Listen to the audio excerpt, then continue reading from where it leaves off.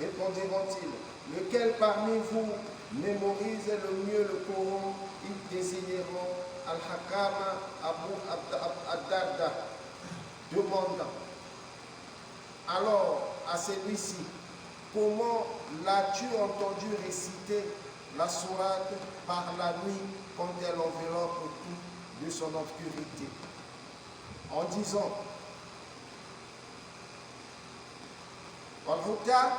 par le mâle et la femelle, déclara énonce coranique de cette manière. Or, ces gens m'incitant à le lire ainsi et par ce qui a créé le mâle et le femelle. Donc par Dieu, je ne les suivrai point.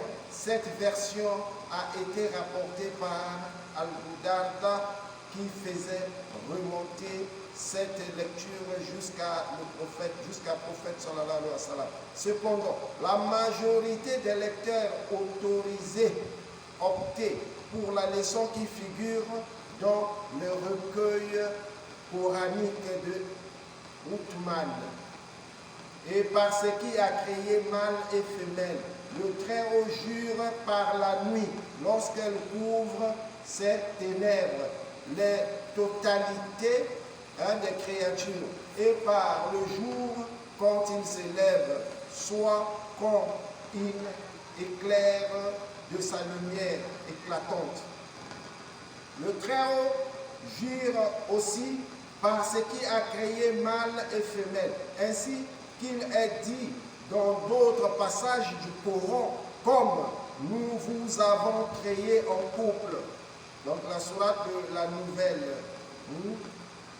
chapitre 8, ou comme de toutes choses, nous avons créé deux éléments de couple, celle qui éparpillons, dans la sourate de celle qui éparpillons.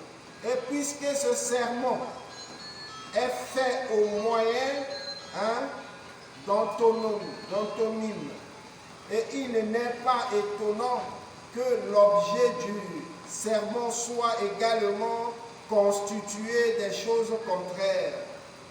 Donc ici, toujours comme nous venons de dire, Allah subhanahu wa ta'ala jure toujours sur ses créatures. Et là, et parce qu'il a créé mâle et femelle. Qui a créé le mâle et femelle? C'est Allah. Donc il a juré sur lui-même aussi. Maintenant, il veut dire quelque chose, comme nous avons dit la fois passée. À chaque fois que le bon Dieu mentionne le mot par, il jure sur quelque chose, c'est une de ses créatures, c'est qu'il veut parler de quelque chose très, très, très sérieux. Maintenant, il dit, vos efforts sont divergents. Vos efforts sont divergents. Autrement dit, les actes des serviteurs sont divergents. Les actes des serviteurs sont divergents. Les uns cherchant le bien, les autres le mal. Et l'horreur, les actes des serviteurs sont divergents. Les uns cherchant le bien, les autres cherchant le mal. Et l'horreur, c'est lui qui donne et craint Dieu. Ici, Allah subhanahu wa ta'ala fait la différence entre les êtres humains, d'après nos actes.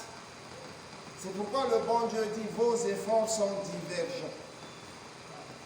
Tu vois. Chacun de nous fait ses efforts d'après son intention. Donc c'est pourquoi il dit ici, vos efforts sont divergents. Celui qui donne et craint Dieu. Alors, dans cette divergence de vos efforts, Dieu regarde plus celui qui donne pour la crainte d'Allah. Mais c'est pourquoi Allah dit, celui qui donne et craint Dieu, c'est lui qui s'acquitte de son devoir en matière d'aumône légale. C'est lui qui tient une conduite pieuse et respectueuse vis-à-vis de Dieu. Déclare véridique la plus belle récompense. Donc c'est lui qui donne pour la crainte d'Allah. Il ne donne pas pour sa propre personne. Il ne donne pas pour qu'on lui voie. On ne lui donne pas pour se faire voir. Mais il donne seulement pour la cause d'Allah. Et la réponse pour Allah subhanahu wa ta'ala